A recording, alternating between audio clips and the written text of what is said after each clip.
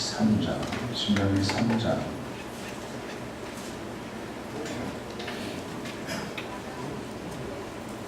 신명기 3장 1절에서 11절까지 읽어보도록 하겠습니다.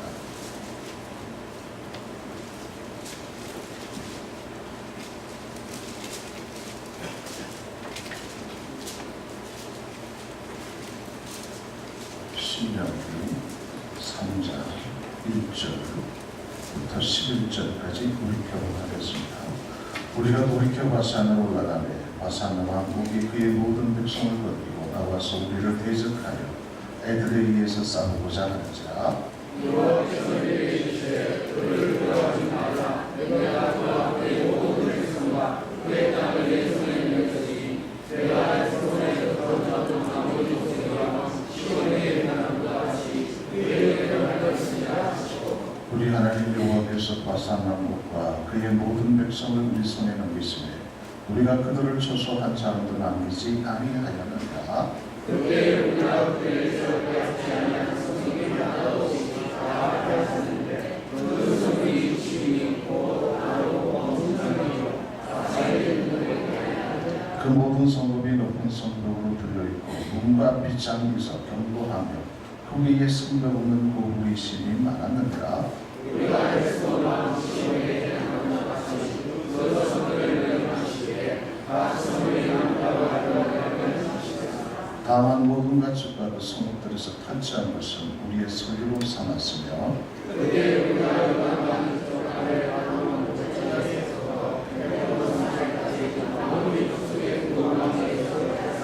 헬몬 산을 씹은 사람은 시온이라 부르고 아모리 족속은 스닙이라 불렀느니라. 우리가 빼앗은 것은 그들의 모든 성읍과 그리하여 모든 땅과 바산의 온 땅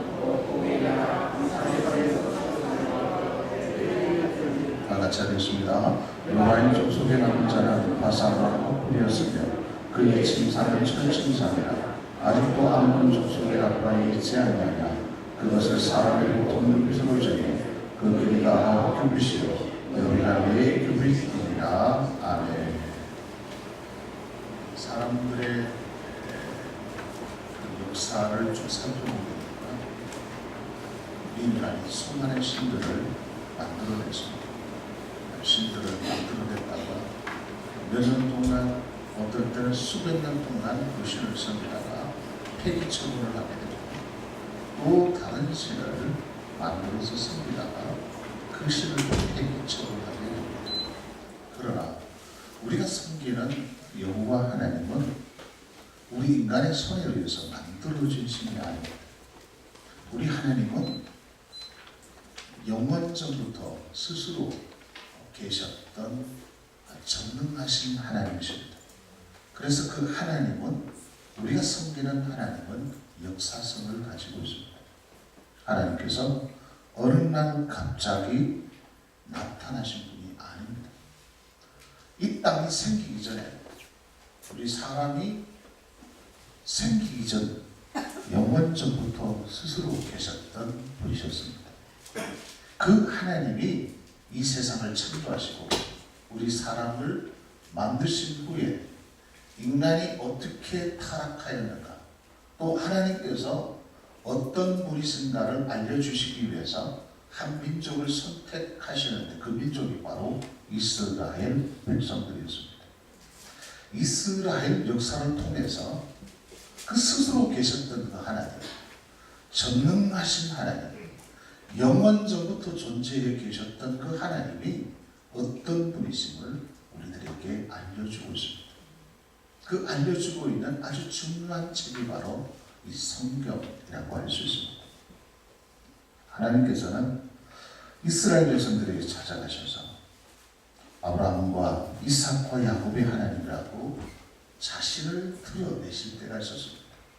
그래서 하나님께서는 늘 이스라엘 백성들에게 찾아가 주셔서 말씀하실 때 너희 조상 아브라함, 너희 조상 이삭, 너희 조상 야곱의 하나님, 너희 열조의 하나님이시라고 하나님께서는 자기 자신의 정체를 늘 밝혀 두신 것입니다. 하나님은 어제나 오늘이나 영원토록 동일하신 분이십니다. 아브라함에게 찾아가 주셔서 역사하셨던 그 하나님이 바로 오늘 이 시대 우리들이 섬기는 바로 그 하나님이십니다. 할렐루야. 이삭의 그 하나님, 야곱의 하나님, 다윗의 하나님, 다니엘의 하나님, 그 예수님이 아버지라고 부르셨던 그 하나님, 12 제자들이 그렇게 사모했던 그 성령님, 그 하나님, 기독교 2000년 역사 가운데 우리의 믿음의 선배들이 그토록 부르셨던 그 하나님이 바로 동일한 하나님이시라는 겁니다. 오늘 본문에서 하나님께서는 이스라엘 백성들에게 어떤 하나님이심을 보여주고 있습니까? 또 그리고 이스라엘 백성들에게 원하시는 삶이 무엇이겠습니까? 그래서 오늘 본문을 통해서 언제나 변함없으신 그 하나님이 우리들에게 요구하시는 삶이 무엇인가를 우리가 살펴보아야 하는 것입니다. 첫 번째, 오늘 본문을 통해서 우리에게 말씀하시는 하나님의 음성이 있습니다. 1절 말씀을 한번 보십시오. 1절 말씀 다시 한번 다 같이 봉독하겠습니다. 1절 말씀 다 같이 시작. 우리가 돌이켜 바산으로 올라가매 그의 모든 백성을 거느리고 나와서 우리를 대적하여 에들에서 싸우고자 하는지라. 그게 보면 우리가 돌이켜 바산으로 올라가매 그렇게 말씀을 하고 있습니다. 지금 이스라엘 백성들이 가야 할 첫 번째 고지가 뭐냐 하면, 목표가 뭐냐 하면 바로 바산입니다. 바산. 이 바산으로 올라간다는 것은 가나안을 향하여 나아가는 과정 속에 반드시 지나가야 할 장소, 다른 길은 없습니다. 그 바산을 통과해야만이 가나안으로 갈 수 있는 길목이었습니다. 바산을 통과하지 않고는 그 어떤 곳으로도 갈 수가 없습니다. 그렇다면 이 바산은 영적으로 무엇을 의미하는 것일까? 우리 신앙의 목표라고 할 수 있습니다. 목적이라고 할 수 있는 것이죠. 우리 그리스도인들은 예수 믿은 후에 분명한 목표가 있어야, 목적이 있어야 하는 것입니다. 목적을 잃어버리면 안 되죠. 목적을 잃어버리게 되면 가치를 잃어버리고 결국에는 짐승처럼 살아갈 수밖에 없는 것입니다. 우리 그리스도인들은 항상 성경적인 목표가 있느냐, 목적을 가지고 살아가고 있는가를 점검해야 합니다. 우리가 신앙생활을 하다가 보면 반드시 그 과정을 지나가야 할 상황이 있습니다. 그것이 신앙의 목표일 수도 있습니다. 그것을 정복하지 않으면 아무것도 이룰 수 없는 목표가 있을 수 있다는 것이죠. 그래서 그 목표를 바라보면서 포기하거나 좌절해서는 안 된다는 것입니다. 바울도 이렇게 고백을 했습니다. 빌립보서 3장 12절에서 14절 말씀에 보면 내가 이미 얻었다 함도 아니요 온전히 이루었다 함도 아니라 오직 내가 그리스도 예수께 잡힌 바 된 그것을 잡으려고 달려가더라. 형제들아 나는 아직 내가 잡은 줄로 여기지 아니하고 오직 한 일 즉 뒤에 있는 것은 잊어버리고 앞에 있는 것을 잡으려고 표대를 향하여 그리스도 예수 안에서 하나님이 위해서 부르신 부름의 상을 위하여 달려가노라. 바로 두 가지를 강조했어요. 그 첫 번째는 그리스도였습니다. 항상 그리스도를 놓치지 않았다는 것이죠. 이 굉장히 중요합니다. 내 신앙의 방향이, 내 신앙의 가치, 내 신앙의 목표가 그리스도이냐는 것입니다. 당신이 지금 왜 지금 땀을 흘려 수고하고 있습니까? 당신이 왜 그토록 열심히 충성하고 봉사하고 있습니까? 당신이 왜 그 직장 속에서 그렇게 아동바동 살고 있습니까? 우리는 자신있게 대답할 수 있어요. 그리스도 때문입니다. 그리스도 때문입니다. 예수 그리스도 때문입니다. 내가 이렇게 열심히 땀 흘려 수고하는 나의 최종적인 목표는 그리스도입니다. 나의 가정을 이렇게 행복하게 꾸미는 그 근본적인 이유는 나의 행복이 아니라 그리스도입니다. 우리 교회가 왜 행복해야 되는가? 우리 교회가 왜 부흥해야 되는가? 우리 교회가 왜 감격과 감동이 있어야 되는가? 그리스도 때문에 이 목표가 바로 설정되어 있다는 것이죠. 이 바울은요, 그 목표가 분명했습니다. 죽음과 같은 상황이 온다 할지라도 이 바울의 내면 깊은 곳에는 그리스도의 그 목표가 잃어버린 적이 한 번도 없습니다. 그래서 그는 갈라디아서 6장에 보면 내 몸에 예수의 스티그마, 예수의 흔적만 남아있다고 고백을 하고 있지 않습니까? 그리고 두 번째 이 바울의 목표는 부름의 삶이었습니다. 그리스도를 목표로 삼고 달리다가 보면 결국 영적인 꼬린 지점을 탁 지나가게 되면 만명의 왕이요 만주의 주가 되시는 그분이 나를 위해서 그 삶을 주실 것이다. 의의 면류관을 씌워주실 것이라는 확신을 가지고 있었던 것입니다. 톨스토이는요, 늘 자기 자신을 향하여 이 질문을 던졌다고 합니다. 자기 자신을 향하여 던진 거예요. 너는 지금 어디를 향하여 달려가고 있느냐? 너가 지금 가고 있는 방향은 어디인가? 너는 지금 어디를 향하고 달려가고 있느냐? 톨스토이, 너는 지금 어떤 방향을 향하여 나아가고 있는가? 이 질문을 정직하게 자기한테 던지는 거예요. 그러면 자기 자신이 정직하게 대답을 하는 겁니다. 나는 어떤 목표를 향하여 지금 달려가고 있다. 어떤 방향을 향하여 나아가고 있다. 대답을 했다고 합니다. 100명의 사람에게 물어봤어요. 당신의 삶의 목적이 무엇입니까? 당신의 삶에 있어서 가장 가치 있는 것이 무엇입니까? 질문을 했는데요. 97명의 사람은 머뭇머뭇거리더라는 것입니다. 아니, 먹는 것도 중요하고 내 자신 문제도 중요하고 그렇지 내 노후 문제도 중요하고 소위 말해서 버벅거리면서 대답을 하지 못하더라는 것이죠.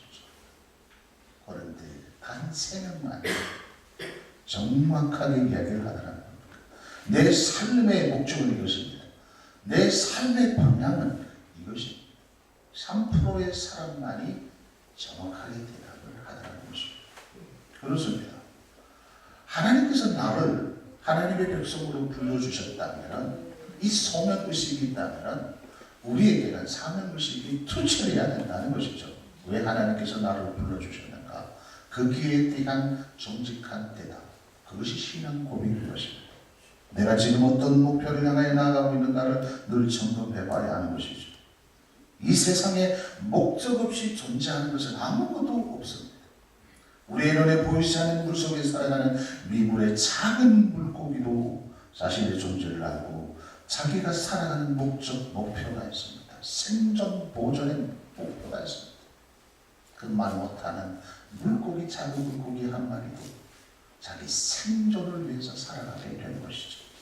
저 추운 겨울 내내 얼어붙어 있었던 땅도 이제 봄이 되니까 새싹들이 하나둘 돋아나고 있지 않습니까? 이런 뭐를 불 한 표기도 그냥 목적 없이 돋아나는 것은 없습니다. 목적이 있어서 새싹을 돋우고 있는 것이죠. 반드시 여러분 봄날이 되어보십시오. 그 이런 모를 한 포기에 불 한 포기가 싹이 나오면서 잎이 나오고 꽃을 피우고 열매를 맺게 되는 것입니다. 뽑지 않고 그 자리에 가보십시오. 작년에 여러분들이 보았던 우리 교회 정원에 그 식물들이 있는 곳에 가보십시오.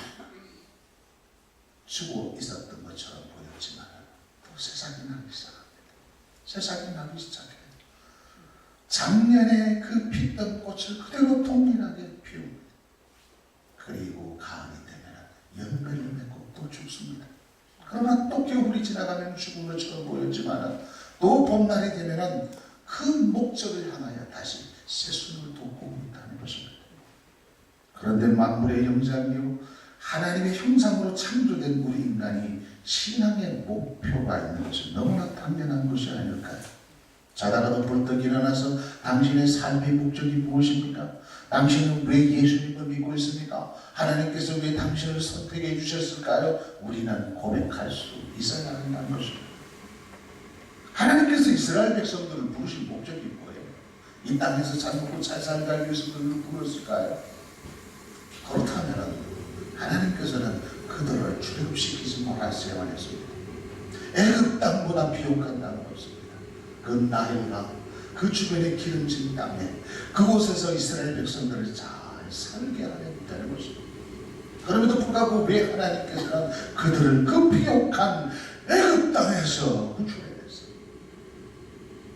그들을 물이 없고 풀한풀이 없는 광야로 내보냈었을까요? 하나님의 의도가 심각하게 있다는 것입니다. 그것을 통해서 오늘 이 시대 우리들에게 말씀하시는 하나님의 메시지가 있다는 것이죠. 우리는 예수 믿고 자꾸 영적인 애굽 땅 기름진 곳에 살기를 원합니다. 하나님, 나에게는 목표, 목적, 가치 이런 것 요구하지 마십시오. 그냥 잘 먹고 잘 살게만 좀 해주십시오.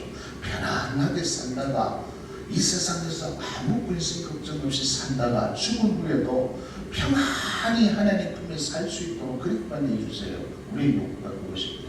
그러나 하나님께서는 우리에게 그렇게 말씀하지 않습니다. 하나님 우리를 불러내셔서 이곳을 바라보라고 얘기합니다. 목표를 바라보라고 말씀합니다. 영적인 바산으로 올라가라라고 하나님께서 말씀하고 계십니다. 그 영적인 바산이 우리의 목표라는 것입니다. 이 땅이 아니라, 머물러 있는 이 땅이 아니라 영적인 바산을 바라보라고 말씀하고 있는 것입니다. 이스라엘 백성들이 바산으로 향하여 이제 순종하게 됩니다. 그런데 그 바산이라는 곳에는 누가 있었는가 하면 옥이라는 아주 무시무시한 왕이 통치하고 있었습니다.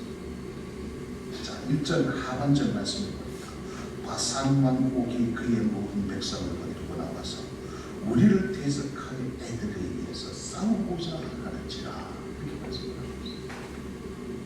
하나님께서 바산으로 올라가라. 너희 목표가 저 바산이다. 바산을 통과해야 된다. 그러면 하나님께서 이렇게 탄탄 대로를 열어주시면 얼마나 좋겠어요.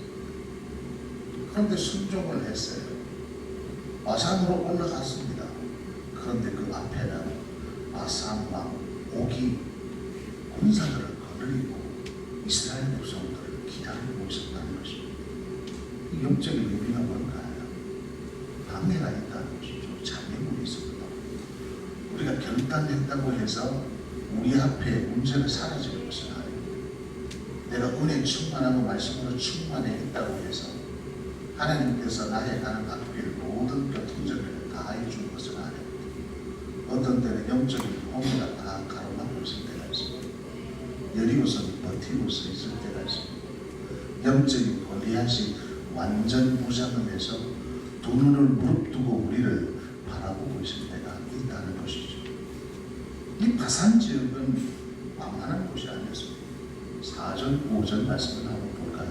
자, 4절, 5절 말씀 다같이 옆 사람 자다가 벌떡 일어날 정도로 큰 소리로 공부하겠습니다. 시작.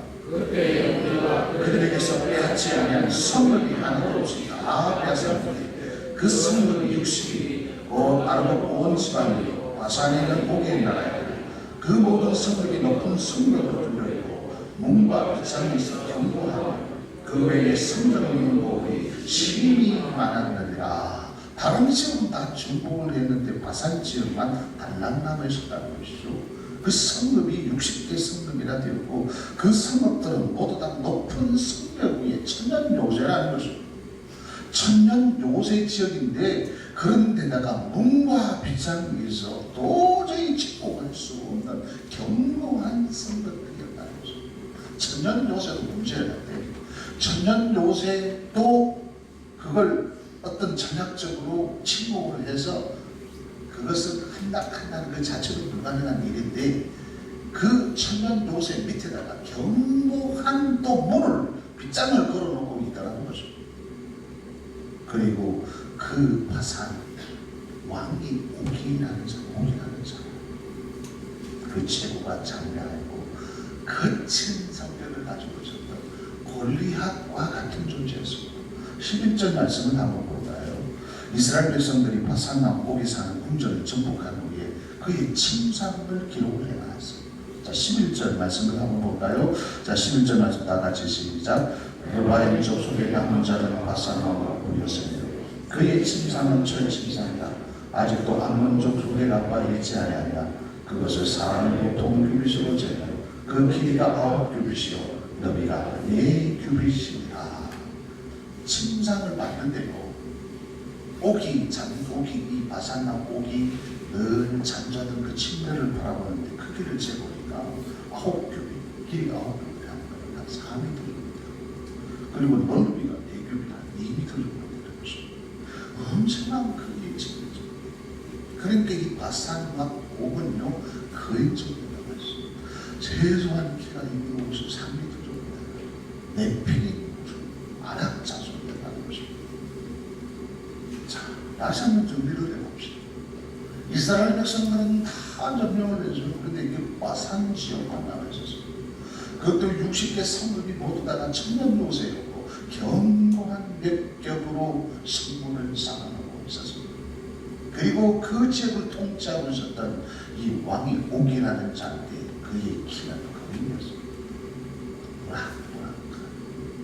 용맹한 왕이라는 것입니다. 이런 자가 지금 이스라엘 백성들 앞에 또 버티고 있는 것입니다. 우리가 아무리 영적인 목표를 삼고 도전을 한다 할지라도 시온에 대한 활짝 느껴지는 것은 아닙니다. 마치 꽃이 한 발은 꽃길로 걸어가는 것이 아닙니다. 하나님이 기뻐하시는 신앙의 길로 가라고 한다면 반드시 영적인 이 바산나무 옥을 만나게 됩니다. 왜 하나님께서 하필 순종하라고 말씀을 해주십니다. 말씀대로 살면 하나님께서 나 형통의 복을 주신다고 말씀하셨는데 왜 나의 앞에 이런 어려움과 고통이 있습니까? 아, 진짜 신앙생활 잘하려고 하면 좋은 길이구나, 협착하는 길이구나 라는 것을 고백할 수밖에 없어요. 우리 속에 예수의 정신이 들어가고 신앙이 우리 속에 깊이 들어가면 들어갈수록 느끼는 것이 뭔지 아십니까? 야, 신앙생활하는 것이 참으로 힘들구나 라는 것을 일차적으로 알아야. 물론 우리 영적으로 기쁘고 즐겁지만 삶이 그렇지 않다는 것입니다. 그래서 이 신앙의 길은 인간의 능력으로 인간의 힘으로 되는 것이 아니구나라는 것을 처절하게 깨닫게 됩니다. 아, 이것은 이 신앙의 길은 어떤 경험으로 하는 것이 아니구나, 인간의 힘으로 하는 것이 아니라 매일매일 하나님 앞에 엎드림으로 말미암아 우리의 자원으로 신앙생활하는 것이 아니라 위에서 하나님께서 은혜를 베풀어 주셔야만이, 성령이 내 속에 역사해야만이, 성령의 에너지가 내 속에 들어와야만이, 그분의 성수가 들어와야만이, 복음의 그 능력이 내 속에 살아 움들거려야만이 내가 정상적인 신앙생활을 할 수 있겠구나라는 것을 깨닫게 된다는 것입니다. 야, 신앙생활이라는 것은 이런 것입니다. 그래서 예수님께서도 말씀하셨죠. 마태복음 7장 13절 14절 말씀입니까? 좁은 문으로 들어가라. 멸망으로 인도하는 문은 크고 그 길이 넓고 그리로 들어가는 자는 많고 생명으로 인도하는 문은 좁고 길이 협착하여 찾는 자가 적음이라. 그렇게 말씀하고 있지 않습니까? 그래서 우리가 영적인 이 바산나무 옥과 같은 상황을 만나게 되면 여지없이 무너지지 않습니까? 그러나 그러한 위기가 좌절하거나 포기하면 안 됩니다. 영적인 바산옥과 같은 상황이 찾아오고 방해물을 만나도 목표를 잃어버리지 말아야 되는 것입니다. 신앙의 정상적인 고지를 향하여 나아가다가 보면 이런 방해물이 찾아올 수 있다는 것을 잊지 말아야 합니다. 이 방해물, 이 장애물은요, 어떤 선택이 아니에요.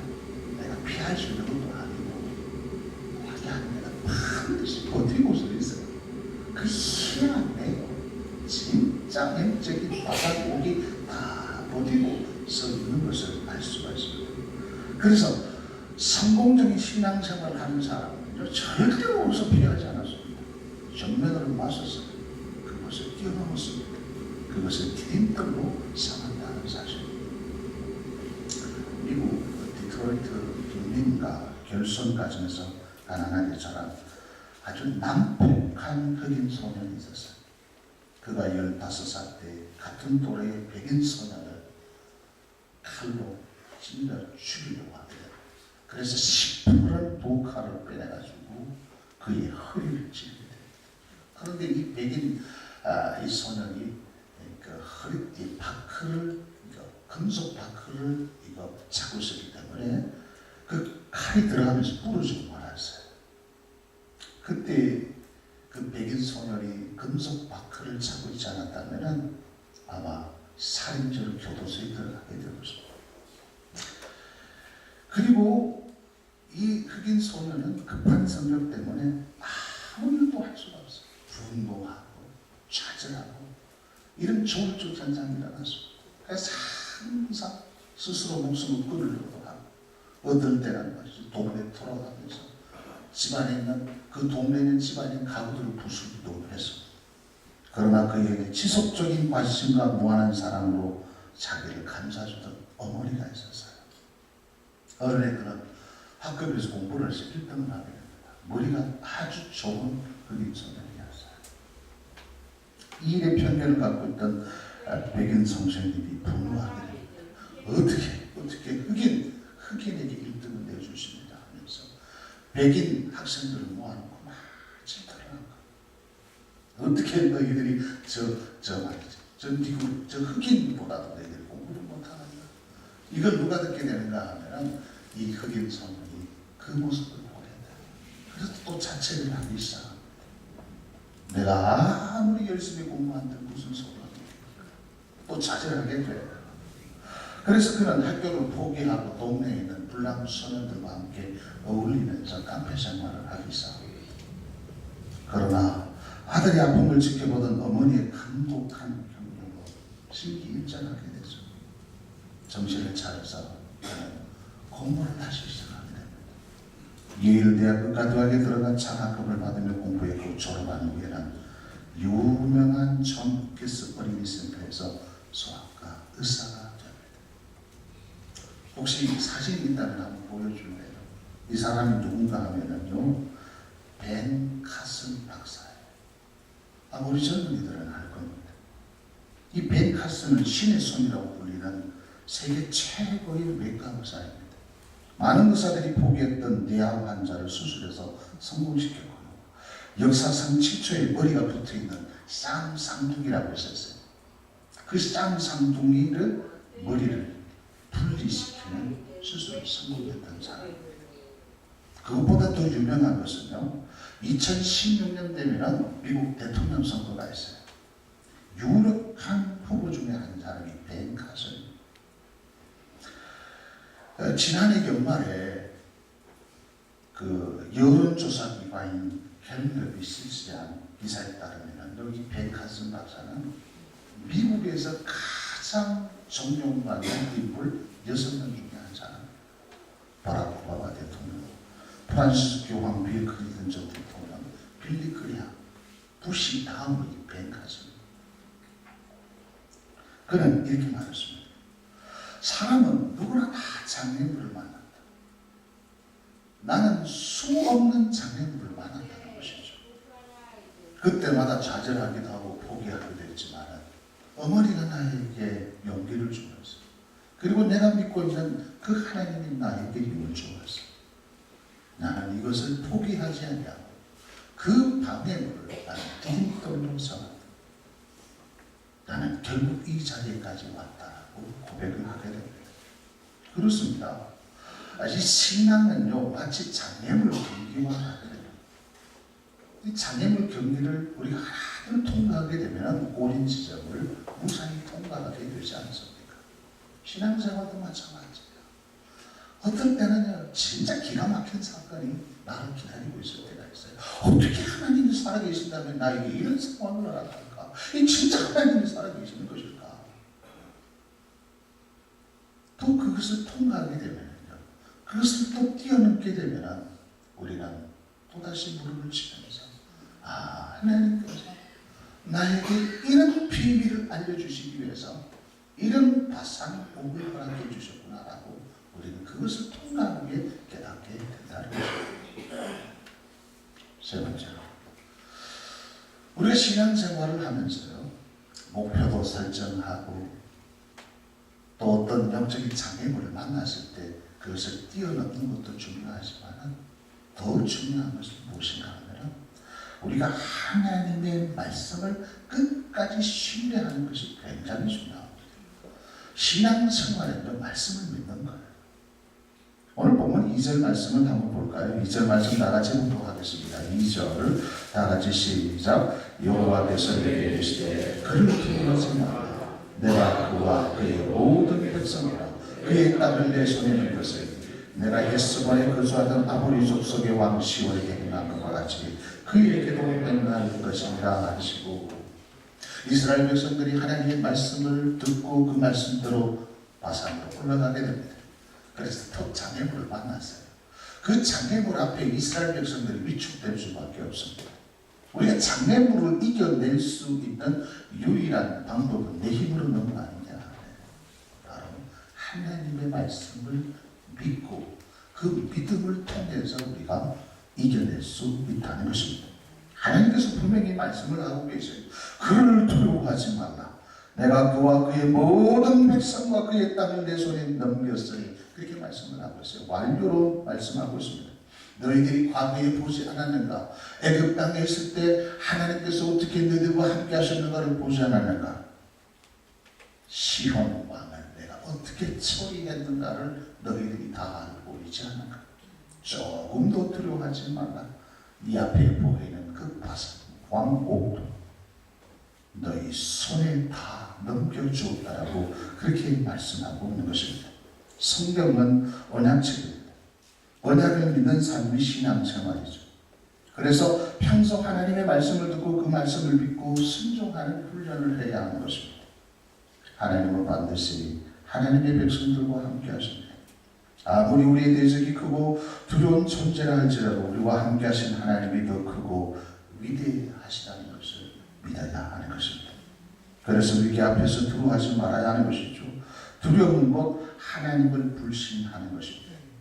아무리 바산왕 옥이 장대하고 거친 사람이라 할지라도 하나님 이미 이스라엘 백성들과 함께 하고 계시기 때문에 그렇습니다. 이미 이 전쟁은 인간적인 전쟁이 아니라 하나님의 손에 달려있는 하나님의 전쟁이었습니다. 이 세상에서 하나님과 전쟁을 해서 승리할 자는 아무도 없습니다.